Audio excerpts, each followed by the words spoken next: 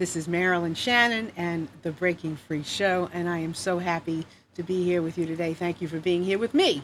And we're looking forward to a really interesting show, so hold on to your seats. Before we get started, I want to say hi to Amnon, who's busy pushing all the buttons and keeping everything moving. How are you? Hello, how are you? I'm good, and you? I missed you. I wasn't I'm, here last week.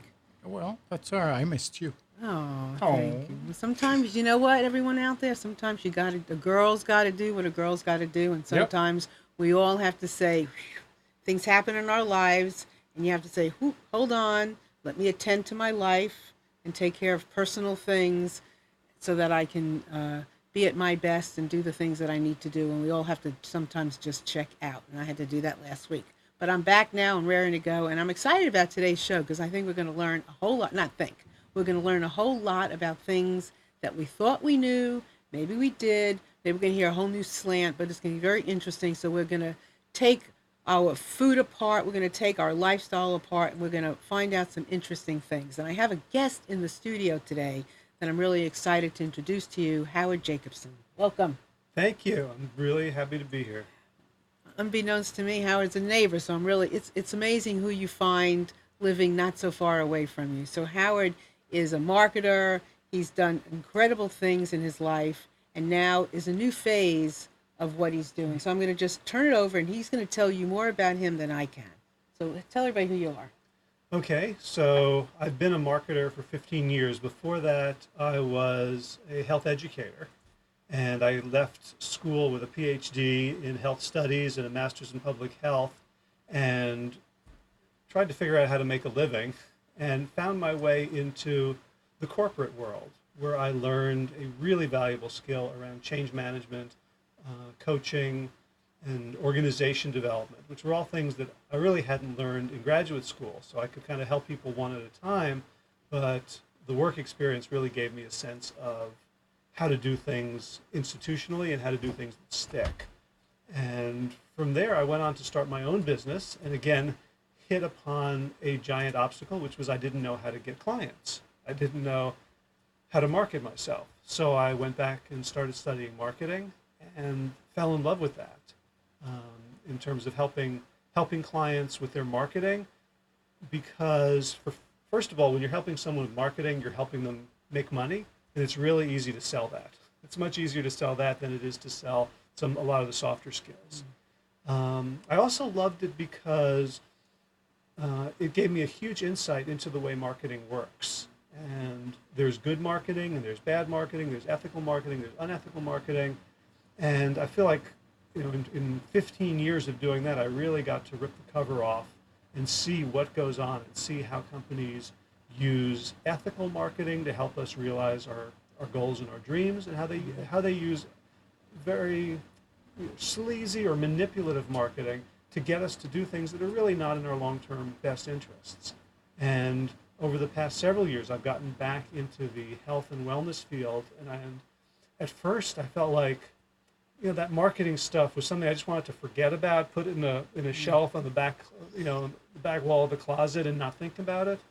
And then I realized that it really is one of my strengths in helping people navigate health, is to realize how many trillions of dollars are being spent to get them to do things that are not in their best interest, to get them to do things that are actually unhealthy, and to kind of let's forgive ourselves a little bit for the choices we've made, and to empower us to move forward, to really become our own marketing agencies, to do some one-on-one marketing with ourselves, to ourselves, for ourselves, so that we can do the things that are good for us. And so that, how do we help our kids choose healthy lifestyles, healthy behaviors? How do we help our significant others, our extended family members, our neighbors? Ultimately, that's all marketing.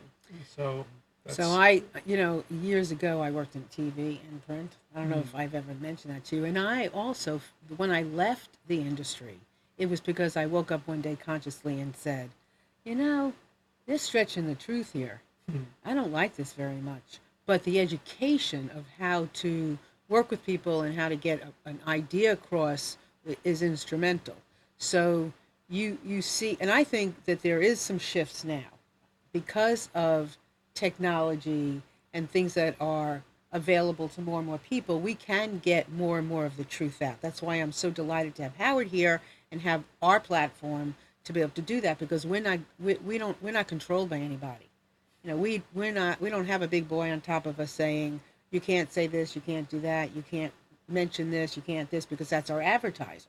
Can't do that, right?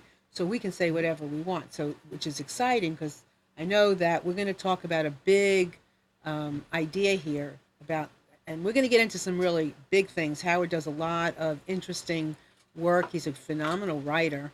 I would highly recommend going back and reading some of his work, because, as you know, I don't use big words, and I like to write as I speak, and I love seeing that in other people, so that I feel like when I'm reading something from them, I'm actually in conversation with them, and it's on my level, and I'm not putting myself down.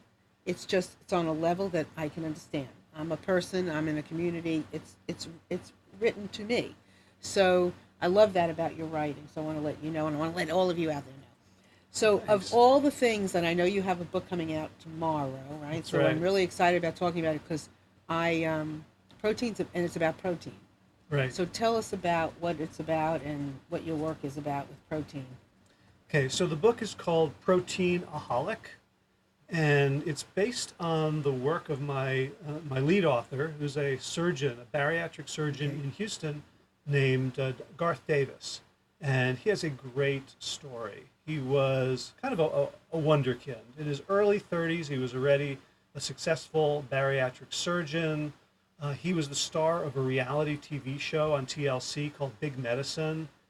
He was featured in the Houston Chronicle, on the cover story about their local health and medicine. He had it all.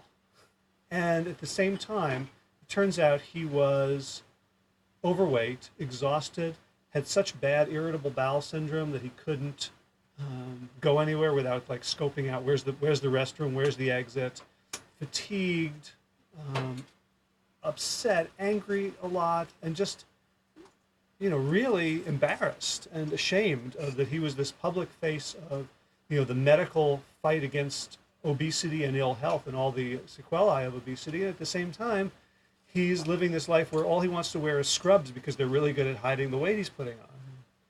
And the story is largely about his own, moment of realizing that there's got to be something else out there besides just going on all the meds, besides just following the plan, and say, like, is our body meant to break? Are we like issued lemons at birth, and it's all we have is the drugs and the surgeries that can save us? Or are there people in the world who are healthy, who don't have these problems, who don't have such high rates of disease and disability? And he grew up in Texas, where it's common knowledge America's number one, right? And it turns out we're number one in healthcare spending by a huge factor. We spend about twice as much per person on healthcare than the next most spendy country. And it turns out we're like 34th or 50th, depending on how you measure, in life expectancy. So we're number one in spending, and we're getting a really bad return. So you don't have to be a great business person to realize, well, that's not working. Why don't we look and see what other countries are doing, what other populations are doing? So he decided to go study and see, where do people live long, healthy lives? What sort of lifestyle choices do they make? What sort of food habits do they have? And all of a sudden, and this is none of the stuff he'd ever encountered in medical school, where he didn't have a single nutrition class, he discovered that there was a pattern of eating that was across the board. It was the same in every civilization, in every population where people lived long, healthy lives. And we're talking about, if someone died in their 80s, that was sort of considered tragic.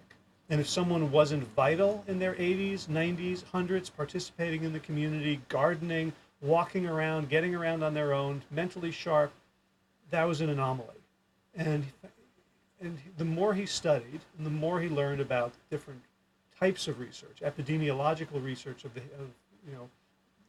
just rates of disease and health around the world, clinical trials where you took people, you put them on a certain diet, and took other people, put them on a certain other diet, it all led to the same thing, that a starch-based, plant-based diet, mostly consisting of what he calls the bounty of nature, foods, plant foods, unprocessed as possible, with small amounts of animal products and even smaller amounts of processed foods. And those are both optional. That was the key to longevity. That was the key to vibrancy. That was the key to not just adding years to life, but of adding life to our years. So what do you mean by protein aholic? Right. So you can imagine he discovered this research truth. He changed his own diet. He changed his life. He became lean. He started running marathons and triathlons. How old was he? At this point, he's in his late 30s. Okay. And so he's got all this energy, and his irritable bowel goes away. His biomarkers return to normal. He's now the picture of health. And of course, he wants to share this with his patients. And so he would tell them, look, here's the way you should eat. He would give them books. He would give them food plans. And so, for example, he'd say, you might have a piece of fruit for a snack. And he'd come back in the following visit, and he'd look at their food journal, and he couldn't find an apple anywhere. But he said, look, they had beef jerky for a snack. I said, well, what happened to the fruit? He said, yeah, but I needed my protein. And this would happen over and over again. And we hear this, when I tell people that I'm plant-based or vegetarians or vegans hear this a lot. The first question you get is, where do you get your protein? Right? So we have this obsession with, where do you get your protein? Well, I have to interrupt you because I think this is really important. Because as I always like to eat as healthy as possible, right? But after a while, you get confused. You get confused between which diet. Now, everybody's different, right? So I did the blood type diet at one point where I, didn't eat chicken, but I could eat turkey because of my blood type, AB. And then it was no carbs or low carbs. And then it was, I've been on vegan, I've done vegetarian. I mean, I've jumped around some, and I don't mind vegan, and I love vegetarian. But I've never really, I want to hang my hat somewhere for a little while, if that makes sense. Sure. And I work out a lot, and I hear people constantly putting protein powder in their drinks, and I try to do it, and I'm not crazy about it. But I'm curious, very curious about this topic, so I'm so glad we're talking about it because it is really timely in my personal life. Sure. So everyone's got opinions about diet. So let's try to separate sort of opinions and dogma from research. That's good. Yeah. So let's look at the evidence. And by the way, coming back to this marketing question, most of the diets that we are marketed to, we're being marketed to. Someone is making a buck off of that diet. Atkins, who kind of started the whole low carb craze. I went to Atkins. I mean, I was 16 or 17, sitting across the desk from Dr. Atkins. Oh. Went to his New York office. My mother thought he had a great practice, and I went to Atkins, and he told me I could eat all the olives I wanted. I can have all the bacon I wanted, all the certain foods that I wanted, and then guess what happened to me? What happened to you? I ended up with a little thyroid issue. And my doctor said that if I had continued staying, and he put me on some kind of medicine, that if I continued, my medical doctor told me if I continued staying on what he did, what he was doing with me, I could have flown out the window. Yeah, I'm not surprised. I mean, I couldn't believe it. So yeah, I went to him. Wow. So good. Yeah. I mean, I got a lot of I went tos.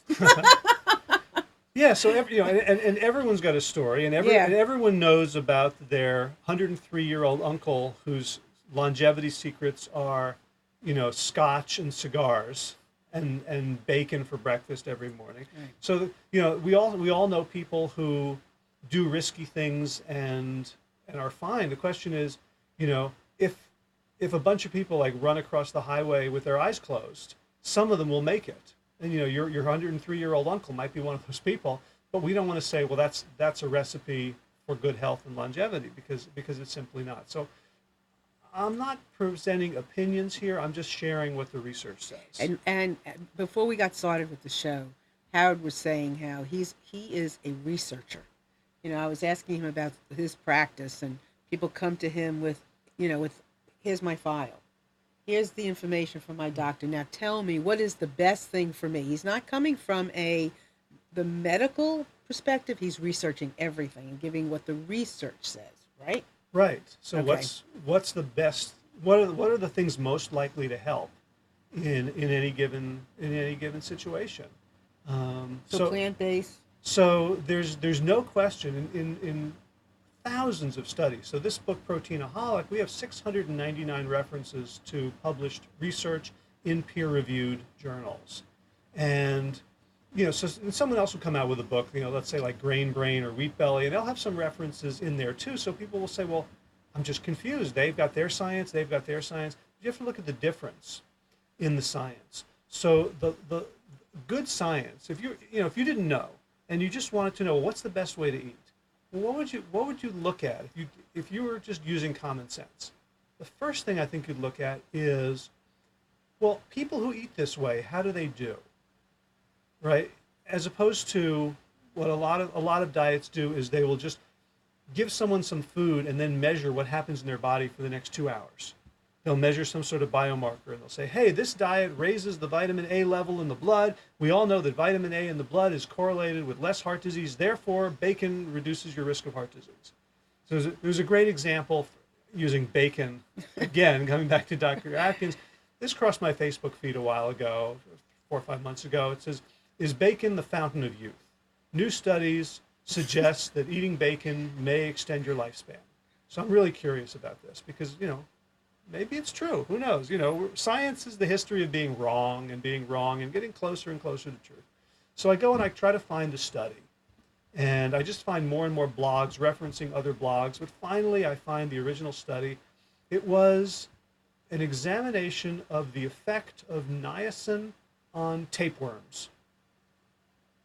Now, niacin is a vitamin. It's a chemical compound. Tapeworms are the teeny little things that you can see under microscopes, and sometimes they grow big enough to see. They fed niacin to tapeworms, and it turns out that on average it extended their lifespan from 9 days to 10 days. Now some marketer goes, hey, I think there's niacin in bacon.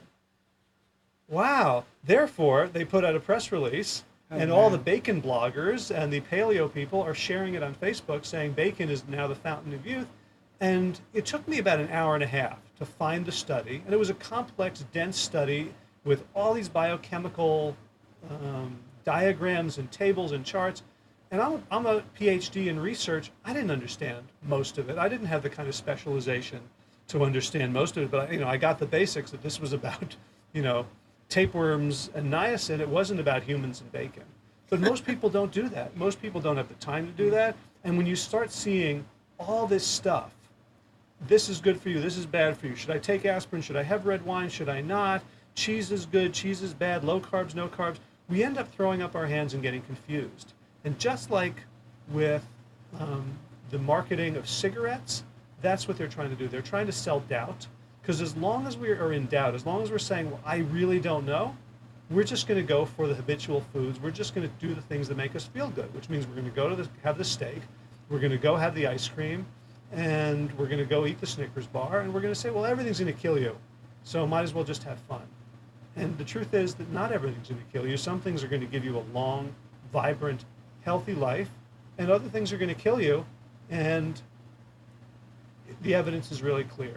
That eating plants fresh from the ground, plants for human consumption, is correlated with less heart disease, less hypertension, less stroke, less cancer, less macular degeneration, less diabetes, less of virtually every one of the major killers of human beings in 21st century America. So it's not like we have a question out here about what do you think about paleo? So it's not about a specific name for a diet, paleo or this or that. It's just the plants. Right. Well, you want to sell a book, you got to give it a name. Right. So it's been called the Whole Food Plant-Based Diet, which is accurate, but I don't think it's a very pizzazzy marketing term. I think paleo are much better marketers. Right. So first of all, paleo typically is code for eat lots of meat. So you could be vegan or plant-based and paleo, but it basically it means lots and lots of protein. And there's all these foods that paleo is like a church that keeps splitting into different parts. So a lot of people in paleo say beans are bad for you, legumes are bad for you, right? Because they have these phytates and they're, they inhibit absorption of minerals. So they've got their little narrative. Well, then let's go see how that works in the real world. Let's look at, let's say, the 5 civilizations, the 5 communities that have the best longevity in the world. What do they eat? Turns out they eat about an average of a cup of beans per person per day. So, here's the question of, a whole bunch of people are going around saying the sky is orange, but we look up and we see the sky is blue. That kind of negates the whole point. So I think, paleo, first they get some things right. They like to talk about eating more natural foods. So they would eliminate a lot of processed foods, a lot of refined sugar, a lot of refined flour. The problem is, so paleo is a version of what we call low carb. And when people think of carbs, they think of what sorts of foods? Bread, Bread, potatoes, rice, pasta. Right. Right. So people go on paleo. They'll go on Atkins or they'll go on some other flavor, South Beach or paleo. And then they'll lose some weight for a while, and there's good reasons for that. Right. And then they'll plateau, and then they'll start gaining weight again. Mm-hmm. And they always blame the carbs. They'll say, I was weak. I had a slice of pizza the other day. I had a donut. A coworker had brought in donuts, and I had a donut. And so they think, if only I could stick with the program, with the low-carb program, then I would be fine. Well, that's like saying to someone, you need to stick to a low-oxygen program. You're getting too much oxygen. Oxygen is bad for you. We did a study. We gave people 100% oxygen, and they passed out, and they got all sorts of septicemia. So we know that oxygen's not so good for you. So try to take in less oxygen. You can do that for a little while. But what's going to happen eventually, right? Right. You're going to go, oh, I took in all, now I'm lightheaded. I took in too much oxygen. Right. So we can talk about carbs, but carbohydrates are basically the fuel source that human beings were designed to consume. If you look at a VW, you can say, well, it was designed to consume diesel. We can see this because of the injectors, because of the way the engine was built. Therefore, let's put in diesel and not unleaded. We look at a Ford Focus. We can say, well, that was designed for petrol, for gasoline, and we can tell. So human beings were designed to eat carbs. We convert carbs into sugar. Every one of our cells runs on sugar.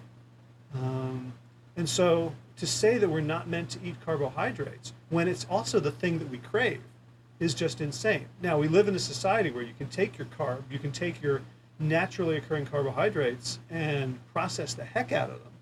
And you can get, refined white flour, refined sugar. And those are clearly not healthy because they're not whole. They're, it's again, somebody's marketing this stuff. But carbohydrates are, again, the basis of every healthy civilization. So, when, if we look at, let's say, Asian civilizations, Chinese, Japanese, Indonesian, very, very rice-based, largely, most, right? And a lot of them had white rice. It wasn't even like they were just eating brown rice, right? So for a couple hundred years, they learned how they've been milling inexpensively. It's a white rice-based diets. They weren't obese. They didn't have high rates of disease. There was almost no prostate cancer in Japan in the 1950s. What happens when those people come over to America? There's a lot of really good migration studies where, we can study Japanese in Japan and then the people who migrate to Argentina or to Hawaii. And within a generation, they take on the exact disease risk and obesity risk of their host population. Their genes didn't change as they crossed the ocean. Their genes didn't change at passport control. Their diets changed. Their lifestyle changed. And that's what caused the changes in their health outcomes. When they were eating a high rice diet, or a lot, Italian peasants would eat sort of a lot of bread, and whether it's whole grain or some white, definitely brown rice is better than white rice. Whole grain bread is much better than white flour bread. But these are things that have been traditional foods that communities have come together over, that people crave, and that turn out to be the things that provide us with the best, cleanest burning fuel. So I want to get into this idea about protein being, you don't have to have meat Sure. or certain things for protein. But we have a question out on our chat, and I want to ask you. And I also want to invite you all. I mean, I'm sitting here, don't even want to ask or open my mouth because I want to hear everything that he has to say. But please feel free to call in anytime you like, 919-518-9773, or you can Skype in with us. The computer's 2, that's the number 2K voice. And you can partake in our chat by just putting in your name, nickname, whatever it is, under our video, and you can ask questions in there as well, and I will answer, and I will ask the questions and get Howard to answer them. So the first question we have is here from Kris, and she wants to know when you stop eating something from a food group, from a family. Let's see, does that then, in other words, so the longer has been gluten free, she can't eat certain things in the food group. Is that the way it is? Well, I'm not quite sure I understand the question. Is it something like I've been gluten free for a couple of years, So and can now, you? Okay, now so if I when have a bagel, it really when hits you me give hard? up one food in a food family, for example, grains, starches, could you eventually not tolerate any food in that group? I'm not familiar with that phenomenon, but there's a lot of things going on. First of all, some people are sensitive to gluten, and I would say if you eat a food and it makes you feel bad, you should stop eating that food, right? Don't, there's a certain level at which you want to become your own expert. So, if someone's listening to this and say, hey, I'm doing X, Y, Z, it's the opposite of what you're saying, and it's really working for me, good. I don't work with people. People don't come to me and say, hey, everything's working for me, I don't want your advice. Right? So there's people who shouldn't be eating gluten, or who have some sensitivity to gluten or to various other foods, right? We all know people with allergies. Whether it's the gluten, now there's a lot of people I know who sort of stopped eating gluten, and then they went on a very plant-based diet. They gave up the meat, they gave up the processed food, and what happened is, over a course of 6 months to a year, their entire gut biome changed. And the biome is all of the creatures that live with us, and there's a lot more of them than there are of us. And there's an estimate, it's like sort of 90% of our body is other creatures. It's, things living in our skin. And so they're really the ones doing the digesting. We don't do the digesting ourselves. We have all these critters inside us. And if you have a healthy gut biome, you might discover that after a few years, you're able to synthesize gluten with no problem, or soy, or some of the other things that maybe you were told you had a problem with. Now, there's also placebo. If someone tells you, oh, this is a bad food, and we know the placebo is the most reliable effect in medicine. If you tell someone, here, this pill will cure your pain, and it's just a sugar pill, most people will feel a pain reduction. If you tell them it's an expensive pill, they'll feel even more pain. And I think even if somebody tells me something's going to bloat, if something bloats them, I sometimes assume it's bloating me too. Right. I mean, it's just how things kind of work. Right. Sometimes. Right, and there's nothing to be ashamed of. It's the way we're wired. So that's why it's important to look at not just our own reactions or the stories that a friend tells us, but to look at clinical trials which have a test group and a control group, so that you can compare. Is it just placebo or not? One of the most interesting recent studies looked at people who were supposedly gluten sensitive, and not full-blown celiac, like it wasn't going to kill them, but they just reported sensitivity. And they were given meals. They weren't told whether this meal has gluten or not. And it turns out that the entire effect of gluten on making them feel bad was explainable by placebo. That it was essentially random. Seriously. Essentially random. That there was no evidence that there was a physiological response. People who were told they were eating gluten had the symptoms. People who were told they weren't didn't have the symptoms, regardless of what they were being served. Well, a couple of months ago, I have a daughter who's celiac.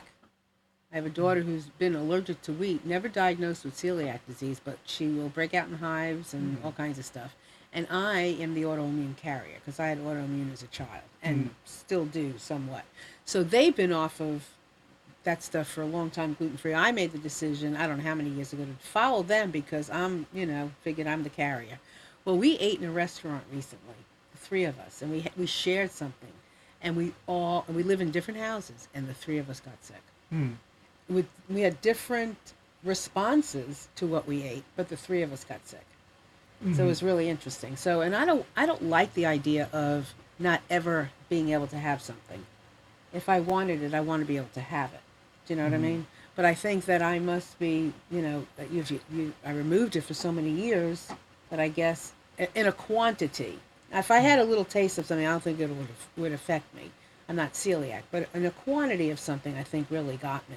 Mm-hmm. So Yeah, and I feel the same way. Like I just, in terms of my personality, I don't want to be limited. I want to say, like, I don't call myself a vegan or a vegetarian or anything because I don't want rules. I don't like rules I either. just sort of want it. That said, I spent a lot of time thinking about this and talking with people, and I wrote a report recently called "Sometimes Say Never," and this was my own personal experience with Cliff Bars, which are not the worst foods in the world. they're not.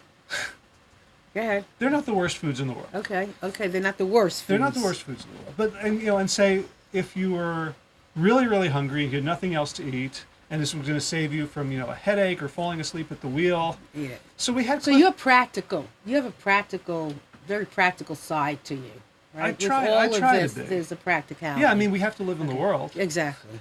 So I was having this problem with Cliff Bars. We'd go to Costco and we'd buy the box of 18 because they're much cheaper that way. And we'd say, well, these are in the house for sort of emergencies. Like, one of my kids has to go off in something and they need a snack for something. Or maybe I'm going to be driving home late and I'm not going to, all I'm going to pass is like, gas stations with crap in there. Right, Can I chips. say in the radio? Oh, you can say anything you want, right? I can say anything I want. Absolutely. Go ahead. Okay, I've been so polite so No, far. don't be polite. Oh, come on. But I discovered that I was having Cliff Bars because they were in the house, and I was having like 3 a day. It's like, well, I'm a little tired now. I've got to go I got to make a video or I got to write something. I'll just have a Cliff Bar.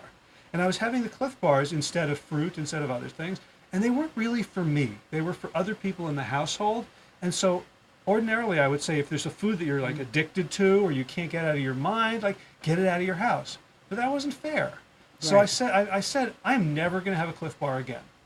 And I did a whole thing. I worked with a friend who's a clinical psychologist. He talked me through it, and we got to the point where I'm like, that's it. I'm never going to have a Cliff Bar again. And now they're in the house. They've been in the house for like months, and I haven't had one because they're my never. Do your never. And it's not even like it's again, it's not the worst food in the world, but for me, Yeah. it was completely disempowering, and it would have felt even more disempowering to say, get it out of the house because I am so weak in the face of this Cliff Bar that I cannot conduct myself rationally. I want that Cliff Bar right in front of me, and I say, I win, you lose, I don't eat you. Yeah, I just did that with wine, actually. I found that wine was making me very nasal. I'd wake up, but that's after having maybe that's on the second. I think the first cup or the first glass isn't so bad. If I had a full glass, if I have a little bit, I'm fine. If I have this much, I'm not fine. And I wake up and I'm completely stuffed for an entire day. Be it the sulfites, be it something else, I don't know. But it's not worth it. And so somebody said, well, drink organic wine. It doesn't have the same sulfite content in it. So I might choose to try that, but it's not so important to me that it could be my never. And I can have something else. Yeah, and again, I say sometimes say never Yeah. because I think there's people who are like never about everything, Well, that's different. and and it's not always necessary, and it's not even the best policy sometimes. So one of the things that I teach is the difference between food and like treats. Uh-huh. Right, like wine is a treat. It's a You can- treat, yes. It's not something you have, every No, night. no. I mean, there are people who need 3 glasses of wine at night, and there's a word for them. It's called alcohol dependency. Whether they end up, acting out or not. So it's like it's like what works for your lifestyle. What works for you? Even in whether you're having treats. We don't want to live in such a way that we can't sustain it. That's the entire point. Right. Gotcha. Right. So that's my criticism with paleo. Aside from the fact that there's no evidence, that people don't sustain paleo. Right. One of the issues is they're eating so much meat that they can get bored. So people lose weight because they're just I got to eat this. Bacon seems very They eat exciting. less and less. They tend to eat Right. less. And fat is very, very filling. So if you're eating, high-fat bacon and full cream butter and coconut oil, you tend to fill up rather quickly. You don't It's want to eat rich. other stuff. Right. The second is that paleo, if you're having sufficient protein and insufficient carbohydrates, your body has to use that protein to fuel itself, which is a very inefficient process. And one of the side effects of that process is nausea. So, if you want to go on the nausea diet, and the main reason that people lose a lot of weight with paleo, aside from the fact they're eating fewer calories, is it's mostly water weight. Because we have glycogen stored in our livers, and that's stored with water, and we use that as a fuel reserve. So if you're like running a marathon, you can't eat enough pasta to fuel the entire marathon. But luckily, we have reserves because our bodies need the carbohydrates so badly. We store some extra. And when we start drawing down those stores because we're getting protein but not carbohydrates, then we lose that glycogen from our liver and we lose all the water that was buffering it. So I want to, and this is really, I could spend like forever talking about this. I know you can too, because this is stuff it's on all of our minds. But just to clarify, so if you have, because the question's coming up again, and someone's saying that she hasn't been eating grains, now she can't tolerate any. So do you just try a little bit at a time? How do you start to introduce? Do you start to introduce it? Do you just make the assumption you're done with it? Well, so we're talking about grains. Yeah. There are grains that I would avoid if you are celiac or gluten intolerant or have autoimmune issues, right? The acronym is BROW, so barley, rye, oats, and wheat. So those are all very similar, even though oats are technically gluten-free. They can mimic gluten. So we want to stay away from those. But there's a lot of other grains that maybe aren't so popular here. So quinoa, millet, amaranth are things you could try. And isn't there like a biblical wheat, like a wheat that I've heard about? There's something called einkorn, Yeah. which is sort of a more ancient wheat. It's now being marketed. Okay. I think that was featured in Wheat Belly, and so then all the marketers jumped on board and said, "Hey, let's tell." I saw at Whole Foods the other day, like einkorn pancake mix and einkorn this and einkorn that. And that's something to try. Even if you're gluten free. Not if you're gluten free. Okay. I wouldn't start there. But one issue is America lives on just like 4 different kinds of food, right? So it's basically all wheat, soy, corn, rice. Like there's not much variety. Like healthy people eat a variety of foods. So one of the things that could lead to this kind of sensitivity is the amount of wheat we eat in America. There's evidence that the pesticides that are used to grow the wheat can trigger things, and it's once you remove the pesticides, once it's been triggered, your body then says, "Oh, this is wheat. I have this reaction to it," even if it's not the original cause. But isn't that a big problem with gluten? Is because of the way it's? I mean, because we didn't always have a problem with it, right? Right. It seems fairly recent, and when you're looking at something like that, there's no easy way to tease out what the cause is. Is it pesticides? Is it environment? Is it the Earth's magnetic field? Is it vaccines? Right? We could go into a million. Is it placebo? We can go into a million different places and say, what it could be. For someone who's suffering, none of that is comforting. I would also say there's plenty of starches that are not grains. So we just pulled up our crop of sweet potatoes in our little farm. We got several hundred pounds of huge sweet potatoes. They're really easy to grow here, right? There's a reason that a lot of sweet potatoes grow in North Carolina. Like one thing to do is eat the foods that grow in your your local region. They're probably good for you. And they're sweet. Yeah. So you're being asked. So what do you eat for protein, or what do you not eat? Okay, so let's come back to the metaphor of oxygen. So protein is probably the most crucial nutrient that we take in, and because we need it in fairly large quantities. It's called a macronutrient, which means big, as opposed to a micronutrient. So the macronutrients, there's only 3 of them. There is carbohydrates, fats, and protein. And that's where we get our calories. And then the micronutrients are things like vitamins, minerals, phytonutrients, plant chemicals, compounds like that we need in very, very small quantities. And they're crucial, but protein is the thing that's the most important for us to get as a macronutrient because it's the stuff that we're made of. It's our amino acids, it's our DNA, it's our muscles, it's the proteins are the cells that tell that proteins are the substance that our cells churn out, that the hormones, the enzymes, right? It's really, really important. So if you just think about whether you believe in God or evolution, would it make sense for something so important to the survival of a species to be hard to get? Right? We need air, right? We need oxygen. So it's all over. It's all over. If we faced oxygen deficiencies, we'd be dead as a species. It's the easiest thing to get because it's the most important. So protein is the same way.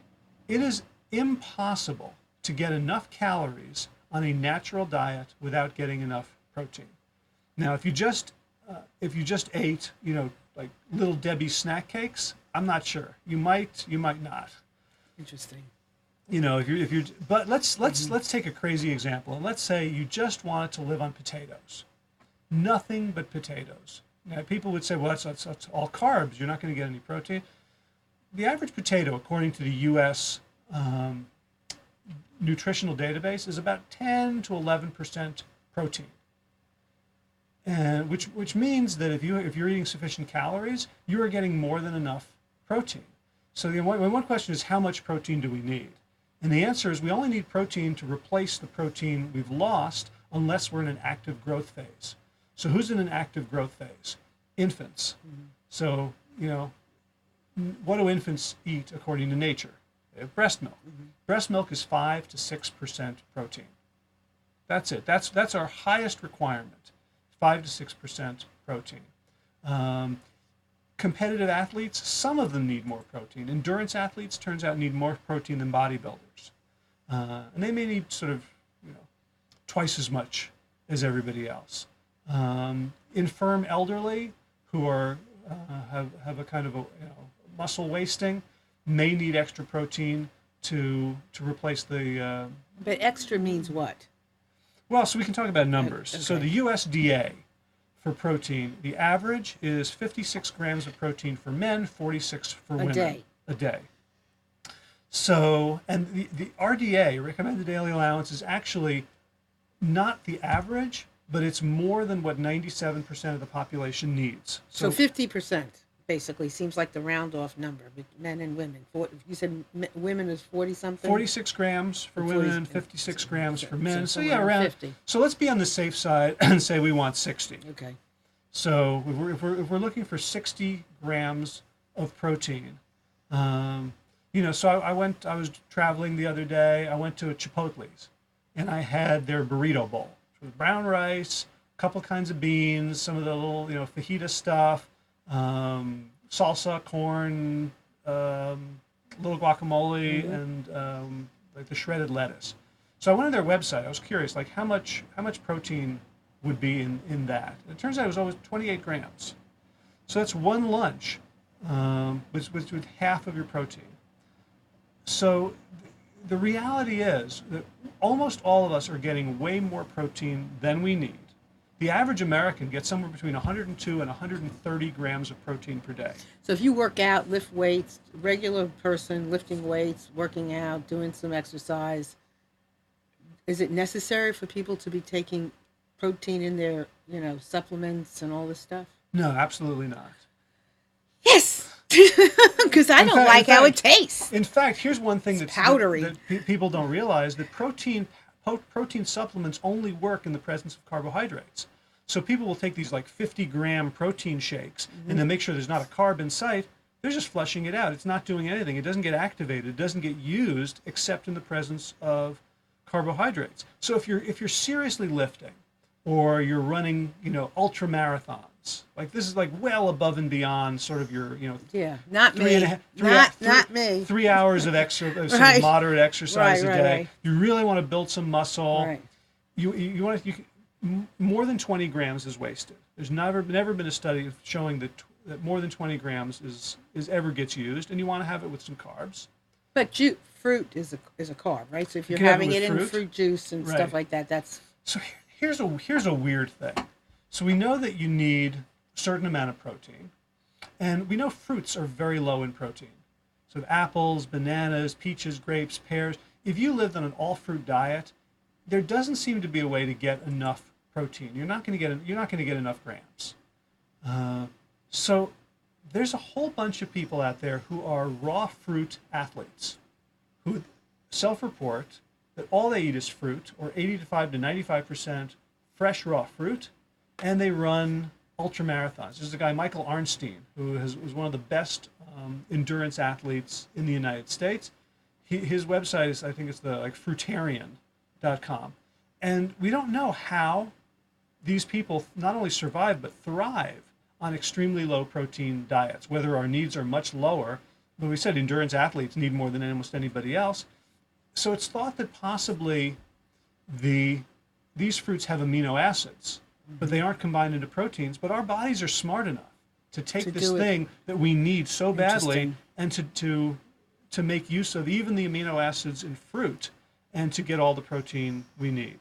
So in the United States, there is not a documented case of protein deficiency in the absence of calorie deficiency. So if you're not getting enough calories, you can have a protein deficiency. What we have is an epidemic of protein toxicity, of people taking in far too much protein because they think protein is exactly what they need. And in recent surveys, people were saying they buy food because it says protein on it. In 2011, the star of Jersey Shore, The Situation, came out and endorsed a product called, I think it was Ovation Vodka, or Devotion Vodka, that was laced with protein. So if you want abs like The Situation, you should drink this vodka with protein in it. And you walk down the supermarket, like every label is screaming how much protein it's got protein.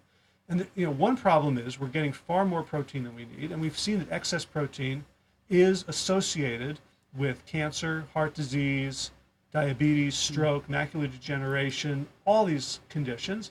And because we are so focused on individual nutrients, we're eating foods that we know are bad for us because they have protein.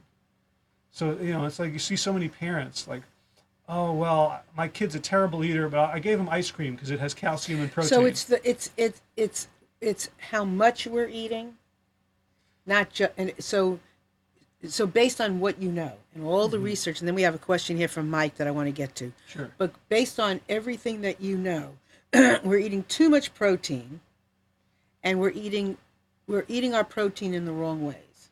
Yes. And the two are actually completely related, even though it's two different concepts. Because when you look at, so a lot of studies have shown that sort of 10% of our calories from protein is a good number. It might be a little excess. We know 5 to 6% is probably fine, but 10%, there doesn't seem to be any harm. When you start increasing that, and we look at line graphs, when the protein goes above 10%, the rates of disease go up. So we've got sort of 0 to 10% is the healthy range, or say 5 to 10% is the healthy range, and above 10% is an unhealthy range. Americans average 15 to 20% of their calories from protein. If you're paleo, you're getting more like 40 or 50% of your calories from protein. So 10% is about what plant foods are. If you eat a varied diet of plant foods, including greens, grains, legumes, nuts, seeds, all that together in a sort of an intelligent combination, you'll get about 10% of your calories from protein. If you're eating animal products, you're getting close to 20% of your calories from protein. So it's both, and if people try to eat a ton of animal protein, so they're taking like, pea protein in their shake, PEA, not your, or soy protein. Sure. I don't want anyone to go off and No. get confused. You'll just make them listen more. Yeah, right. Don't pee in your shakes. I want to make that very clear. Right, or people are having lots of tofu or chickpeas, and they're trying to go for the higher protein foods. Plant protein does not react in the same way in our bodies. It doesn't cause toxicity. It doesn't, animal proteins, one of the main surprising things they do, and I think most people will be very shocked to hear this, is they're toxic to pancreas cells that produce insulin. Regardless of whether it's organic or not organic. Right. Doesn't matter. Have It's any the same, bearings. It's the same stuff. Diabetes has been around for a long time, long before we had pesticides. It's the animal protein, and it also causes fat toxicity in the cells, where the fat in the cells gets to interfere with the absorption of carbohydrates, and so it's called insulin resistance. So the insulin's trying to push it in. The cell is saying keep it out, so our blood sugars rise. So these are, people think that it's the sugar that causes the diabetes. The high blood sugar is a symptoms of fatty cells that have rejected and have lost the ability to metabolize the sugars. So we have a situation where the animal proteins are toxic to us. Another way they're toxic is animal proteins look like us to us. In other words, you eat a piece of meat, your body goes, oh, that's You're me. meat. I'm meat. So there's a lot of, Wow. so it can trigger autoimmune, Wow. right? Because the Oh, body is wow. going, oh, Wow. well, this is toxic. Well, then that must be toxic too. But that's your own muscle that it's starting to Oh, reject. wow. So it's both. Is It's, that interesting? Okay, let me ask you this question because I could. Yeah. Will you come back? Will you come back one day? yeah. I'd love to have you people back. People find it hard to shut me up. They don't find it hard to cut No, me. I want to invite you again. Listen, Mike says, please speak to the increase in adult onset type 2 diabetes in the last few decades. Sure. That. Can you do it in just a few minutes? Yeah. Yeah. Well, Because then Suziani also has a really good question. okay, so when people say, when they want to defend meat eating, they'll say, well, we've been eating meat as a civilization, as a species for however long we can go back, and it's true, we have. When you look at the amount of meat we're eating now compared to say 100 years ago, or even 50 years ago, we're eating like 3 times the dairy. We're having, and the main culprit is actually chicken, which people think of as kind of a health food, right? Oh my God. Oh, So. it's, oh. So when you look at, like, you ever eat sort of like a chicken from the 1950s? So I lived in Africa for a year. And there the chickens look like the chickens used to look here. They're scrawny, they're tough, they're muscly. I had a chicken leg in Africa. I was like, oh, this is like. I don't eat much meat. That's the only thing I eat, really. But yeah. Yeah, this is like it was. No, I would die if I had If to you eat eat like that. if you have Ooh, chicken here, if you ever look at it, go to a chicken farm, which they won't let you do. Thank God. The chickens are obese. The chickens don't- weigh something like 5 times what they I used to don't weigh. like that. They can't walk. Their legs are broken because they can't even stand up. So yeah, it's an animal welfare issue, but it's also Right. you're eating obesity. Right. So the amount of animal products we're consuming is significantly greater than it has ever been in the past. And and we're also eating a lot of other crap. There's a lot of sodas. So I wouldn't say this is a debate between the soda haters and the meat haters, right? Which is how it's often framed in the media. Like what's Robert worse? Lustig says sugar is evil. We should be eating a lot of meat and bacon and stuff like that, and cheese and stuff like that. And other people are like, no, sugar is sugar's fine, but we should avoid the meat. You know what? Why not avoid both? Like why not? Okay. Why not instead of getting choosing whether you get beaten to death by a stick or shot? Why don't you avoid both? Yeah, my brother is a doctor. He used to say when people wanted to go into and tan, you might as well take go into a tanning booth. You might as well take a shotgun to your head. It's no different. It's worse than sitting outside. So that's good. And I want to talk about your book really quick, but also just tell me, raw versus cooked. Raw versus cooked. There's first of all, there's very few people who eat raw. So when you're talking about the whole population, there's not that many people who eat entirely raw diets. So it's hard to study them. When we do, I know some people who are mostly raw who are in terrific shape. I suspect it's when you eat raw, there's all these foods you can't eat anymore, right? You can't have animal products. You can't have the Little Debbie's fudge brownies. So if you're just eliminating lots of bad food, it's probably good for you. There's some evidence that cooking certain foods makes them more what we call bioavailable. The nutrients are more accessible. I don't know any serious evidence that cooking kills enzymes. And again, who are we talking to here? If this was like a if all the people listening are like vegans who are considering going raw, that's one thing. The problem is most people have their diet flipped around. They're having 5% of their calories from whole plants and 95% of their calories from animal foods and processed foods. And if you flip it around, or if you even go 50-50, if you take the My Plate, instead of 75% of your plate is grains, fruits, or vegetables, you're already doing so much better than the average American. So start with something. In other words, start somewhere. Don't go from, A to Z. Start somewhere. So let's see, Suziani, let me see where she is. She's asking a question about, isn't it true that most vegans and vegetarians get their proteins mostly from soy-based plants? Isn't tofu soy and edamame is soy? Isn't it bad for us or bad for women? Yeah, now soy is one of those great misconceptions that is totally a marketing thing. Let's break that question down. A lot of vegans get their protein from soy because they believe the same thing that the rest of us believe, that it's hard to get protein if you're not eating animals, so they have to make sure they get tofu or tempeh or some other soy product with every meal. That's true. It's also true that they're wrong. So one of my favorite statistics is that there's more protein in broccoli than in steak per calorie. Now you'd have to eat an awful lot of broccoli, right? So a pound of broccoli is like 100 calories. So if you wanted to get like 2,000 calories from broccoli, you'd have to eat 20 pounds of broccoli, but you'd get way more protein than you need. So in terms of calories, what did you say about how many calories on an app? Let's say on an app like a 1,500 to 2,000. You might not have said this, but a 1,500 2,000 calorie diet. Mm-hmm. How much of that should be protein? Well, so 10%. 10%. Okay. So 100 calories, or 200 calories. Okay. Depending on your caloric That's needs. what you need, but you're going to get more than that. You're almost certainly going to get more than that. You have to work to not get more than that.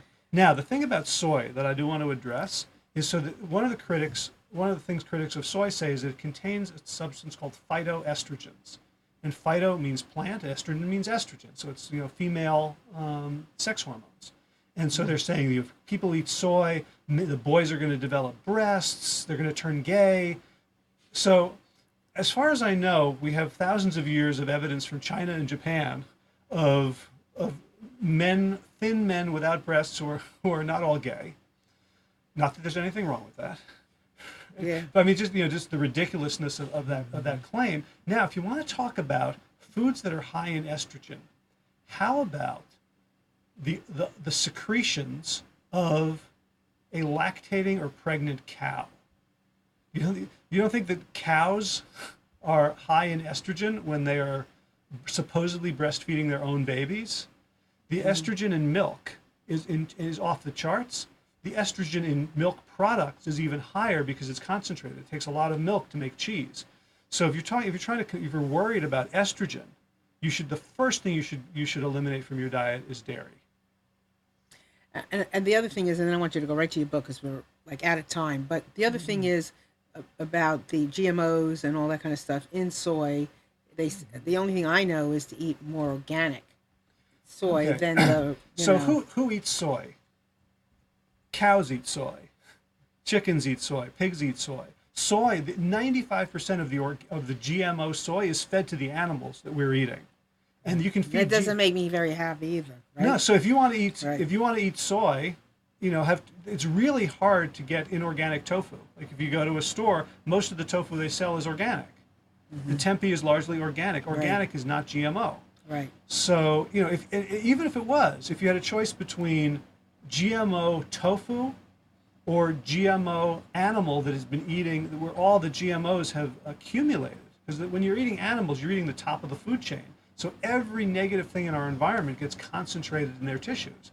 And there's, if you want to look at like the effects of eating animals at a really extreme level, you look at the people who have the highest exposure. So like remember, you had asbestos. So we want to look at like what does asbestos do to asbestos workers? Well, so let's look at people who work in chicken processing plants. Men who work in chicken processing plants have 9 times the rate of cancer of the penis than the general population. And they're not even eating it. They're just sort of breathing in. Sitting on it. They're not sitting on it either, are they? No. So should we ask Howard back, shouldn't we, everybody? Because there's so much to talk about, right?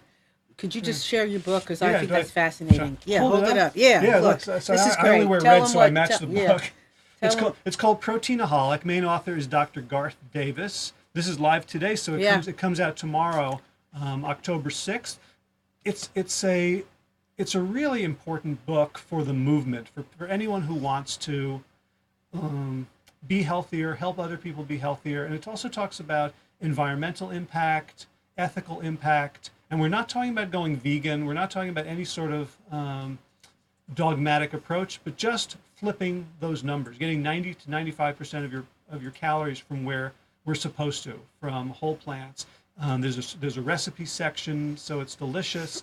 And we really want to spread the word because, changing our agricultural system from animal-based to plant-based is the single greatest thing that we can do for the planet, and it's only going to happen when demand drives it.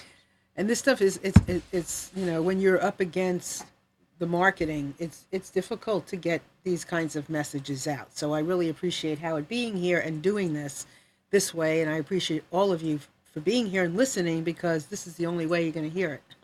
It's not only way, I shouldn't say that, but one of the good ways. And I really appreciate the opportunity to talk to you and have this microphone. My pleasure. We want you to come back. So just tell everybody where they can find you personally. All right, so you can find me personally at trianglebewell.com. That's my health consulting practice where I work with individuals to help them get off the medical mill and achieve true wellness. I have a podcast at plantyourself.com. Every week I interview people that I want to talk to, people who inspire and challenge me. And I'm also available at proteinaholic.com, where we are creating a community for people who have read the book and want to embrace and transition into this incredibly healthy lifestyle. Perfect. Well, we will definitely have Howard back, because this is really important, obviously, very important. We are what we eat, right? And that one thing about eating ourselves, that really got me. So we got to have him back.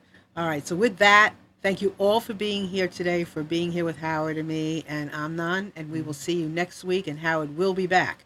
If I can be of any help to you at all, please get in touch with me at MarilynShannon.com. And please go to look at my website, MarilynShannon.com. And I'm also on Facebook and all that good stuff. And I'm blabbing a little. So if you come on Blab, look for me next Sunday. And Skywire on Google Plus at 11 o'clock on Thursday, all about listening. With that, have a fabulous day. We'll see you next week. Bye.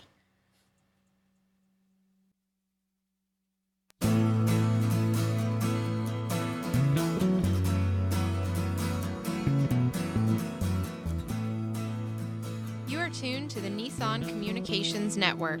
Our weekly lineup of call-in programs includes Computers 2K Now with Amnon Nissan, Health In with Debbie Bruck, Breaking Free with Marilyn Shannon, Lessons of Vietnam with NCVVI members, The Tanya Love Show, Your Healthy Pet with Gisela DiCarlo. And if you tuned in too late, you can always watch each program in its entirety or download an MP3 audio file of it at www.nissancommunications.com. Sponsored by Atomus.com, makers of quality video recorders and converters for professionals, CarolinaApparel.com, and DeltaForce.net.